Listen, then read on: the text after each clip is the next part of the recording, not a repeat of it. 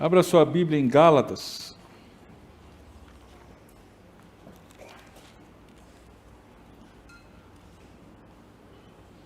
Gálatas, capítulo 2, verso 1 a 10. É o nosso texto de hoje. Gálatas, capítulo 2, verso 1 a 10. Diz assim: Depois de 14 anos, subi outra vez a Jerusalém com Barnabé, levando Tito também comigo. Subi por causa de uma revelação e expus a eles o evangelho que prego entre os gentios, mas em particular os que pareciam se destacar, para que de algum modo não corresse ou não tivesse corrido inutilmente. Mas nem mesmo Tito, que estava comigo, foi forçado a se circuncidar, embora fosse grego, e isso por causa dos falsos irmãos que haviam se intrometido e secretamente vieram espiar a liberdade que temos em Cristo Jesus para nos escravizar. Mas nem por um momento cedemos ou nos submetemos a eles, para que a verdade do Evangelho permanecesse convosco. E aqueles que pareciam ser importantes, ainda que o tenham sido no passado, isso não me importa, pois Deus não considera a aparência humana. Esses que pareciam ser importantes nada me acrescentaram. Pelo contrário, viram que o evangelho da incircuncisão me havia sido confiado, assim como a Pedro o evangelho da circuncisão. Pois aquele que agiu por meio de Pedro para o apostolado da circuncisão também agiu por meu intermédio para o apostolado aos gentios. E quando reconheceram a graça que me havia sido dada, Tiago, Cefas e João, considerados colunas, estenderam a mão direita da comunhão a mim e a Barnabé, para que fôssemos aos gentios e eles à circuncisão. E nos recomendaram somente que nos lembrássemos dos pobres, o que também procurei fazer com cuidado. Amém. Queridos, o Evangelho deve ser preservado. É isso que nós vamos ver nessa noite. O Evangelho deve ser preservado. O Evangelho, ele é tesouro. Jesus chama de pérola preciosa. E tesouro a gente não trata de qualquer jeito. Tesouro a gente não coloca em qualquer lugar, a gente não descuida dele. O tesouro, ao contrário, a gente tem muito cuidado em relação a ele, para não perder, para que ele não seja tirado de nós. É interessante, no verso 5, o apóstolo Paulo ele diz: mas nem por um momento cedemos ou nos submetemos a eles, para que a verdade do Evangelho permanecesse convosco. Ou seja, o Evangelho, ele é tido por Paulo, como de fato é, um tesouro. É um tesouro que uma vez que o povo de Deus o tem, a igreja o tem, deve preservar, deve fazer de tudo para mantê-lo consigo. É exatamente isso que nós vamos ver nesse texto hoje à noite. O Evangelho, ele deve ser preservado. No verso 1 até o verso 5, nós veremos que o Evangelho tem sua permanência ameaçada. O Evangelho, ele tem sua permanência ameaçada pela atuação sorrateira dos falsos irmãos. Por isso, esses falsos irmãos precisam ser resistidos. Acompanhe comigo, o apóstolo Paulo, ele tem dito desde o verso 1 de Gálatas, do capítulo 1 de Gálatas, a respeito do Evangelho. O assunto principal é o Evangelho dessa carta. O apóstolo Paulo, no verso 1 até o verso 5, ele diz que Jesus Cristo se entregou para nos libertar desse mundo mau. Isso é o Evangelho. No verso 6 até o verso 9, o apóstolo Paulo diz que abandonar o Evangelho de Cristo por outro é um absurdo. O apóstolo Paulo ele está admirado que os Gálatas estivessem abandonando o verdadeiro evangelho pelo falso. No verso 10 até o verso 24, final, portanto, do primeiro capítulo, o verdadeiro evangelho tem seu fundamento na graça revelada em Cristo e se opõe ao mérito humano e transforma os homens para a glória de Deus. Esse é o verdadeiro evangelho, aquele que se opõe ao mérito humano. E agora, então, o apóstolo Paulo, ele se coloca a escrever para os crentes em Gálatas. A igreja de Gálatas deveria se esforçar para preservar o evangelho, porque o evangelho, a permanência do evangelho entre eles estava sendo ameaçada. Vamos ver, no verso 1 até o verso 2, o apóstolo Paulo, ele diz que depois de 14 anos, ele subiu a Jerusalém com Barnabé, levando Tito também com ele. E qual era o objetivo dessa viagem? Antes, qual era a ocasião da viagem? Existe aqui uma controvérsia entre os teólogos em relação a que momento que Paulo foi nessa viagem para Jerusalém.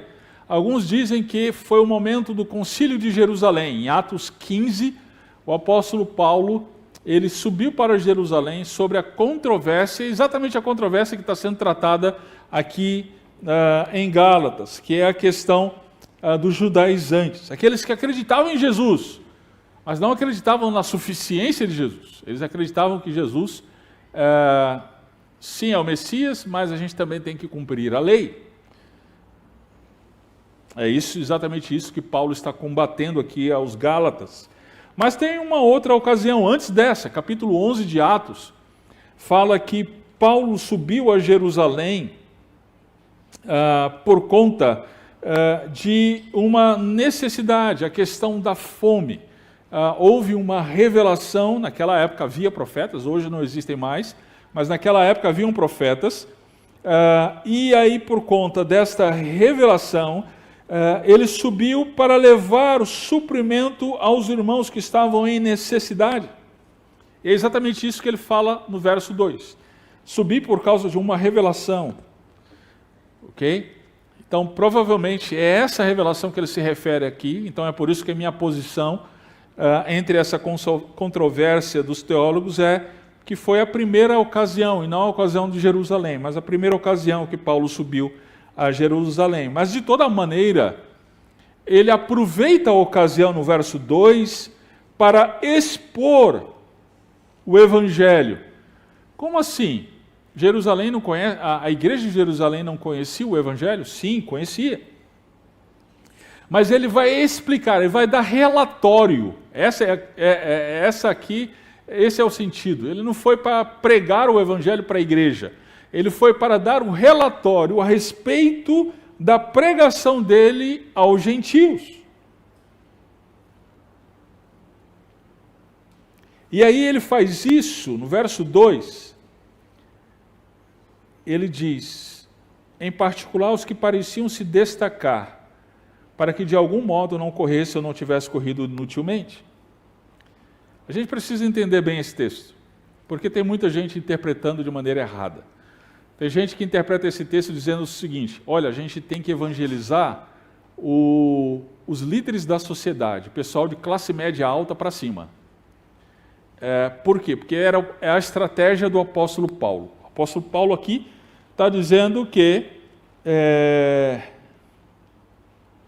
ele foi para Jerusalém pregar o evangelho para aqueles que pareciam se destacar. Então as pessoas então interpretam isso dizendo: olha, está vendo? Não estou brincando, gente. Tem gente com livro escrito sobre isso. Alguns pregadores do falso evangelho de hoje.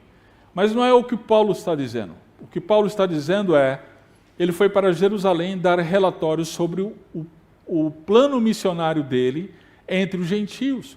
E ele dá esse relatório para os líderes da igreja, para que, ouvindo esses líderes e o feedback que eles dariam, não ocorresse que o trabalho de Paulo tinha sido em vão, ok? Então, esse é o sentido aqui desse texto. Muito bem. O que é interessante para nós, e se aplica para nós, é que nós estamos vendo o apóstolo Paulo ir para Jerusalém dar relatório do seu trabalho missionário. Nós estamos vendo o apóstolo Paulo ir para Jerusalém dar relatório da sua pregação, da pregação do Evangelho. Isso significa dizer, queridos, que não existe tal coisa de cada um tem a sua verdade. O apóstolo Paulo tem a sua verdade, o apóstolo Pedro tem a sua verdade, o Tiago tem a sua verdade, que são bem diferentes, mas tudo é verdade. Não, meu querido, não existe isso. Só existe uma verdade, e essa verdade é a verdade do Evangelho do Senhor Jesus Cristo. Então, o apóstolo Paulo, ele está se submetendo a esta verdade. Ele está subindo a Jerusalém para dar um relatório e dizer, olha, o evangelho que eu prego para os gentios é o mesmo evangelho que é pregado para os judeus. Porque tanto gentios quanto judeus são salvos somente pela graça mediante a fé em Cristo Jesus. É exatamente isso que o apóstolo Paulo está fazendo. E aí ele continua, no verso 3, ele vai dizer, olha, mas nem Tito, que estava comigo, foi forçado a se circuncidar, embora fosse grego. Nós conhecemos bem Tito, o grupo dos homens, aqui nas terças-feiras, quinzenalmente, estamos estudando as cartas pastorais, terminamos 1 Timóteo, e agora começamos a carta de Paulo a Tito, é exatamente esse Tito aqui. Tito, ele, na ocasião da carta, ele era pastor da cidade de Creta, da igreja da cidade de Creta. Ele mesmo foi discípulo de Paulo e membro, nesta ocasião, membro da equipe missionária de Paulo. Mas tem um detalhe, ele era grego. Bem, ele, sendo grego, ele foi para Jerusalém e era para se circuncidar? Essa é a questão. É isso que está envolvido aqui. Porque ele está em Jerusalém, na cidade de judeus, em igreja de judeus. Ele deve se circuncidar? De acordo com os judaizantes, sim. De acordo com os judaizantes que diziam, não basta só crer em Jesus. É preciso se circuncidar também, é preciso também guardar o sábado. Bem, é por isso então que Paulo diz, olha, Tito, sendo grego, não foi constrangido, não foi forçado a se circuncidar. Agora, por que ele seria forçado a se circuncidar? Bem, isso chegou a ser cogitado. Verso 4 diz, por causa dos falsos irmãos. Falsos irmãos. Quem são esses falsos irmãos? Quem são falsos irmãos? É possível ter falsos irmãos? Está aqui, está dizendo. Sim. É possível ter aquele... Agora eu vou entregar a minha idade mais uma vez. Aquele crente denorex. Olha o que me vê na cabeça agora, gente. Os mais velhos estão rindo porque sabem do que eu estou falando. Não sabe não, né, Bruno? Denorex era uma propaganda da época que eu era da idade, cadê o Rick? Da idade do Rick. Né?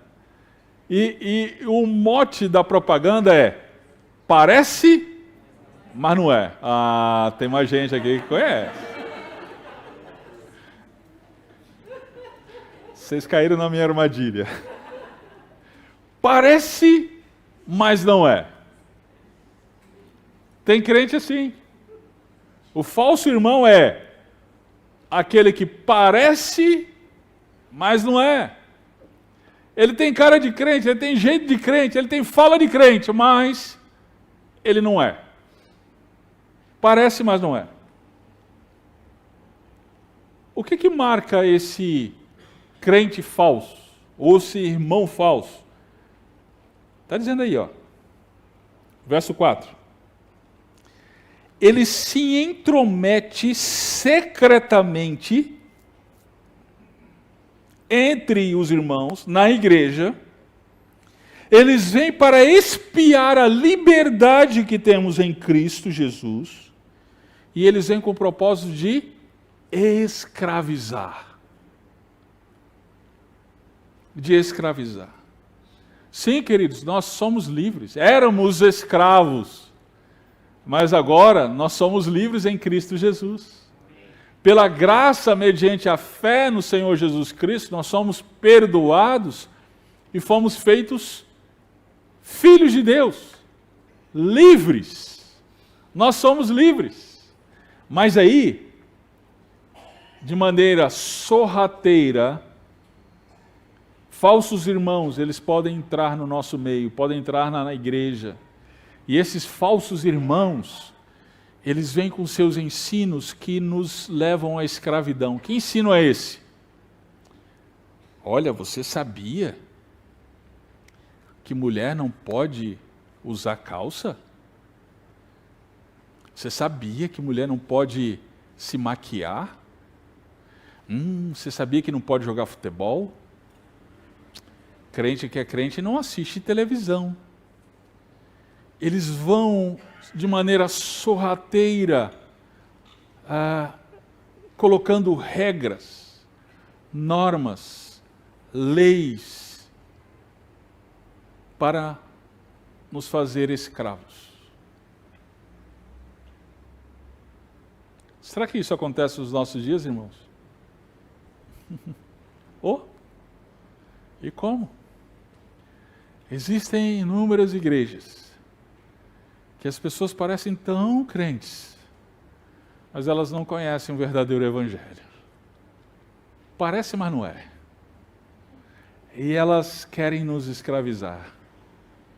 Querem nos escravizar. Você só vai ser ouvido por Deus se você subir no monte e o graveto, ele ficar luminoso. Você só vai ser ouvido por Deus se você fizer uma campanha, uma corrente dos milagres, uma corrente de oração de 7 sextas-feiras. Tudo para nos escravizar. Quando o verdadeiro evangelho liberta. O verdadeiro evangelho simplesmente diz: creia e você será salvo. Creia que Deus, Ele ama você a ponto de enviar o seu único filho, Jesus Cristo, para morrer no teu lugar. Mas eu não preciso fazer nada. Não, Ele já fez tudo. Mas eu não preciso pagar promessa? Não, Ele pagou por você. Esse é o verdadeiro evangelho. O verdadeiro evangelho, ele nos liberta. E aí o apóstolo Paulo diz, diante dessa ameaça dos falsos irmãos, veja o verso 5. Nem por um momento cedemos, ou nos submetemos a eles. É interessante isso aqui. Peraí, a vida cristã ela não é uma vida de submissão um ao outro? O apóstolo Paulo ele diz lá em Efésios, né? Efésios, no capítulo 6, capítulo 5, verso 21. Olha aí. Sujeitai-vos uns aos outros no temor de Cristo. A caminhada cristã é uma caminhada de liberdade, como eu mencionei há pouco tempo, mas é uma caminhada de liberdade em submissão, em que nós nos submetemos uns aos outros. Na caminhada cristã não existe aquele negócio de eu vou viver a minha vida do jeito que eu quiser, e você não tem nada com isso. Se meta na sua vida e não na minha vida. Não tem isso.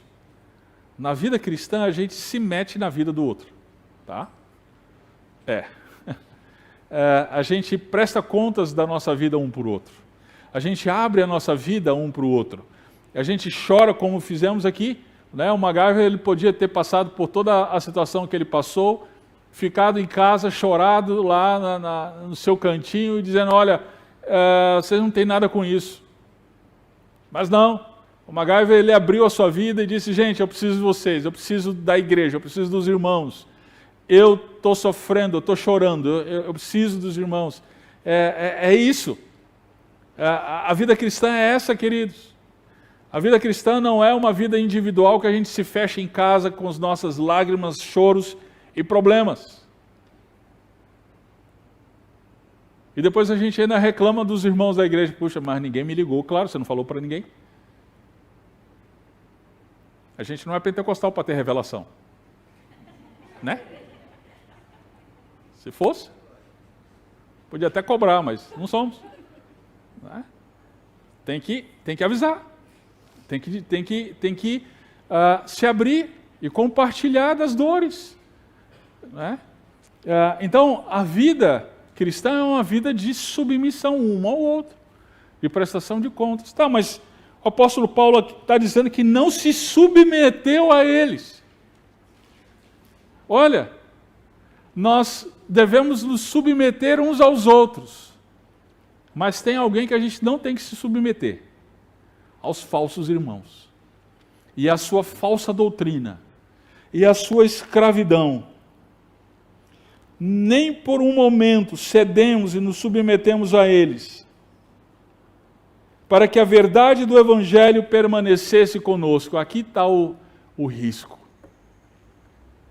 A grande questão é, se nós nos submetermos à falsa doutrina, ao falso ensino, aos falsos irmãos, nós perdemos.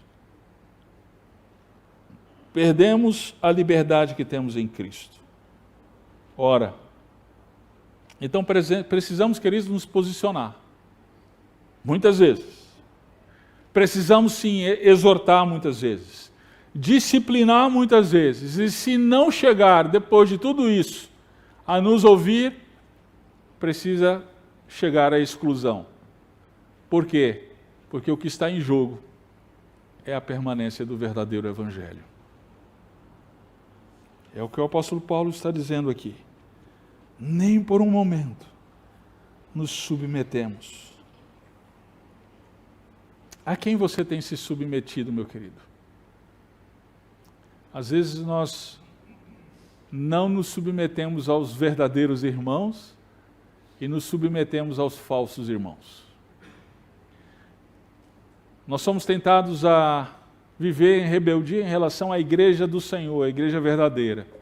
Mas a gente se submete àqueles que são falsos.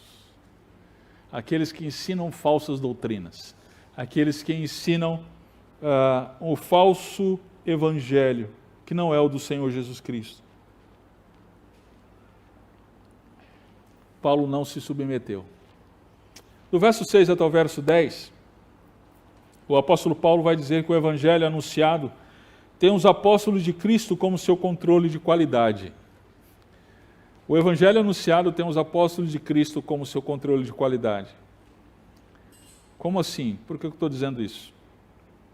Veja, no verso 6, o apóstolo Paulo, ele vai dizer, olha, aqueles que pareciam ser importantes, veja, aqueles da liderança da igreja de Jerusalém, ainda que tenham sido no passado, isso não me importa, pois Deus não considera a aparência humana. Esses que pareciam ser importantes, nada me acrescentaram. Ou seja, nada acrescentaram em termos de orientação quanto ao relatório que Paulo estava prestando. Eles disseram, está tudo certo, Paulo, é isso aí. Não tem nada de errado, não tem nada além nem faltando, é isso. Versos 7 e 8 diz a validade dos ministérios, tanto de Paulo aos gentios, quanto de Pedro aos judeus, é visível. Ou seja, os líderes, olha só, verso 7, eles viram que o evangelho da incircuncisão, que evangelho da incircuncisão é isso? É a pregação do evangelho para os gentios, para os não-judeus, que havia sido confiado para Paulo. Era tão válido quanto o evangelho da circuncisão. Que evangelho da circuncisão é esse?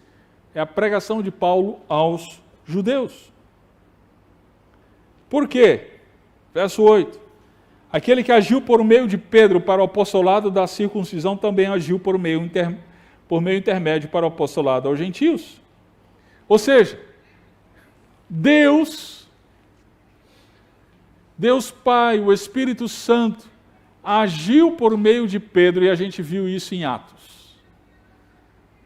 Nós vimos o Espírito Santo usando Pedro para os judeus.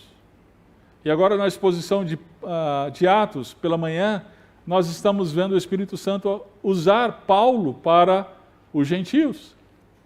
Ou seja, o Espírito Santo que atuou nos judeus é o mesmo Espírito que atua entre os gentios. É isso que Paulo está dizendo aqui.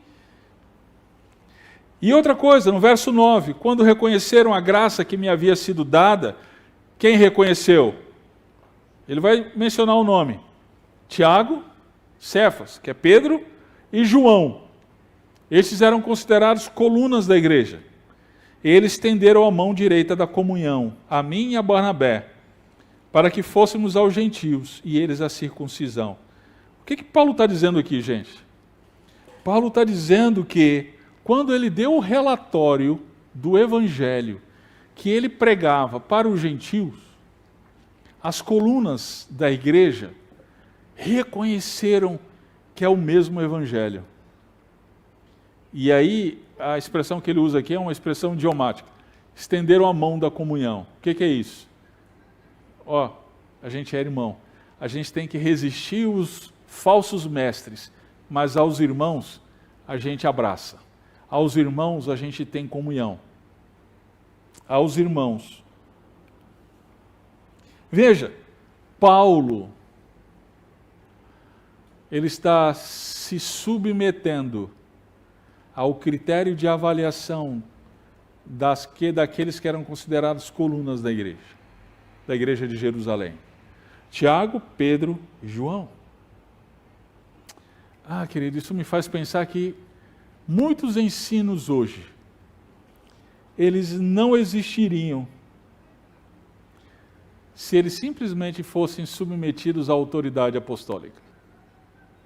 Quando eu falo de autoridade apostólica, eu não estou falando desses apóstolos de hoje. São falsos. Eu estou falando dos verdadeiros apóstolos que ensinaram o verdadeiro evangelho e os escritos deles chegaram até nós. A palavra de Deus. Se esses ensinos de hoje, eles fossem submetidos, assim como Paulo se submeteu a Tiago, Pedro e João, lá em Jerusalém, se os ensinos de hoje eles fossem submetidos à palavra de Deus, com certeza não haveriam falsos ensinos, tantos quanto nós temos hoje. Peraí, pastor, mas essas pessoas não falam a Bíblia, não mencionam textos bíblicos, não mencionam versículos? Sim, queridos, mas Satanás também faz isso. Satanás, na tentação do deserto, quando ele vai tentar Jesus, Satanás, ele cita versículos. Então, cuidado com falsos irmãos, falsos mestres, falsos profetas, que estão usando a Bíblia fora de contexto. O verdadeiro evangelho, ele se submete a esse exame de qualidade da palavra de Deus. Esse ensino, ele é submetido. Não existe, então, esse tal de novo, minha verdade. Não, existe só uma verdade, e essa verdade, ela é submetida ao critério da qualidade. A palavra de Deus. Se está de acordo com a palavra de Deus, amém. Glória a Deus. Se dado o ensino está de acordo com a palavra de Deus, amém. Se aquilo que eu ouvi daquele profeta no YouTube, daquele pastor lá, preferido do YouTube, se ele falou o que não está de acordo com as Escrituras, não passa no exame de qualidade. Não é o verdadeiro Evangelho. Não é porque fala de Deus. Não é porque fala Jesus que aquilo é o verdadeiro Evangelho, queridos. Precisamos tomar muito cuidado. Não. O apóstolo Paulo fez exatamente isso. Gente, deixa eu dar o relatório do que eu estou ensinando lá para os gentios. E aí, então, aqueles irmãos, Tiago, Cefas e João, disseram: Paulo, vem cá. Você é nosso irmão. Dá um abração aqui. Tamo junto. Bate aqui. Quando o povo de Deus ele vê o verdadeiro Evangelho sendo pregado, ele reconhece. O Evangelho, querido, ele é comunitário. O Evangelho, ele pertence à comunidade da fé em Cristo Jesus. Não existe novo Evangelho. Não existe nova verdade. Não. A comunidade da fé, ela reconhece o velho Evangelho, que é o verdadeiro, que é o das Escrituras. E não teve recomendação nenhuma. Verso 10, apenas que lembrassem dos pobres, o que eles estavam fazendo, segundo Paulo. Ou seja, não estava faltando nada. O apóstolo Paulo estava pregando. Vocês têm que crer somente em Jesus e crer basta, não precisa fazer mais nada. Tiago, Pedro e João disseram: esse é o verdadeiro Evangelho. Esse é o verdadeiro Evangelho. Queridos, a verdadeira comunhão ela se dá quando nós estamos unidos em torno do verdadeiro Evangelho. Essa é a comunhão. O que nos une, como nós temos mencionado aqui, não são afinidades, não são gostos. Nós temos gostos diferentes. E esses gostos diferentes, muitas vezes eles nos distanciam uns dos outros. É ou não é? Um gosta do Palmeiras. Isso é um excelente gosto. É um gosto afinado, apurado. O outro gosta do Corinthians. Não entende nada de futebol. Né? O outro gosta do frio, o outro gosta do quente. Um gosta, como o pastor Paulo mencionou lá na nossa reunião da liderança na sexta-feira, ele esperava que no encontro da igreja fosse servido amendoim, mas foi servido pipoca. Puxa vida, olha só, que coisa. Ele gosta do amendoim, não gosta da pipoca. São gostos diferentes, nós temos gostos diferentes, é verdade. Mas tem algo que nos une que é acima dos nossos gostos. Tem algo que nos une que é muito mais importante, que é muito superior do que os nossos gostos. E isso é Jesus Cristo, o verdadeiro Evangelho. É isso que nos traz a comunhão. É isso que nos traz o fato de estarmos juntos, apesar de gostos diferentes. Eles estenderam a mão da comunhão para Paulo.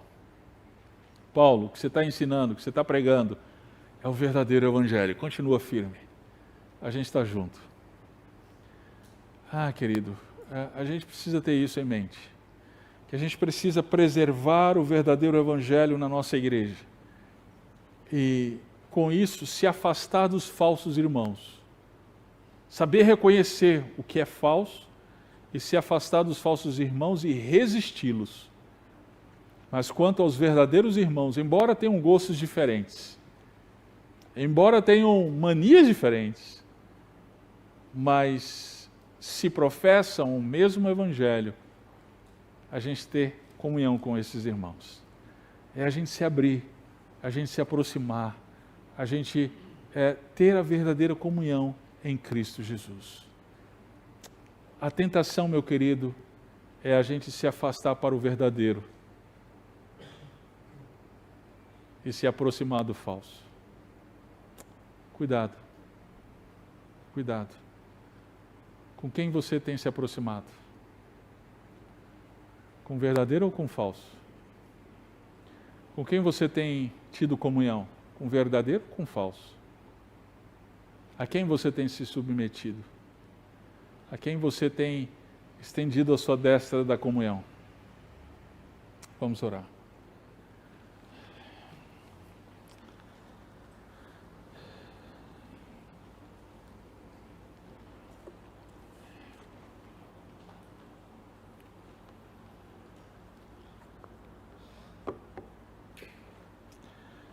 Senhor Deus, Pai eterno, te damos graças por Tua palavra, obrigado porque a Tua palavra ela é viva, ela é eficaz e ela nos ensina, nos instrui. E Senhor Deus, diante dela nós pedimos perdão por todas as vezes que flertamos com o falso, flertamos com irmãos falsos, que ensinam um falso evangelho. Temos comunhão, nos aproximamos daqueles que têm rejeitado o Senhor.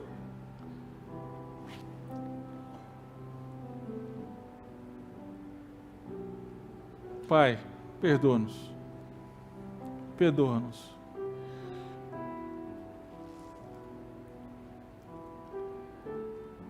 Inclina o nosso coração para o que é verdadeiro e nos prostraremos diante do Senhor.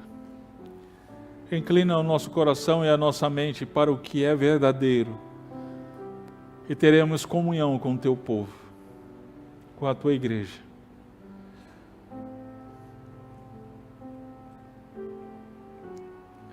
Inclina, Pai, a nossa mente, o nosso coração para o verdadeiro evangelho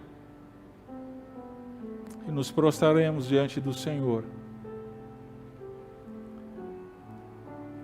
e caminharemos em comunhão com os verdadeiros irmãos.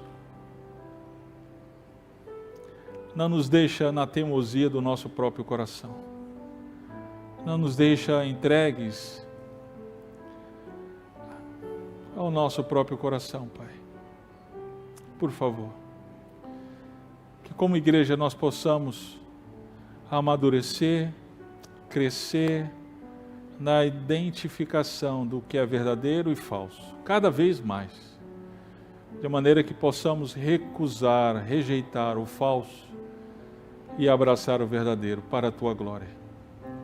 Que o amor de Deus, a graça do nosso Senhor e Salvador Jesus Cristo, a comunhão e as consolações do Espírito Santo estejam sobre nós, a Igreja do Senhor, hoje e para todo sempre.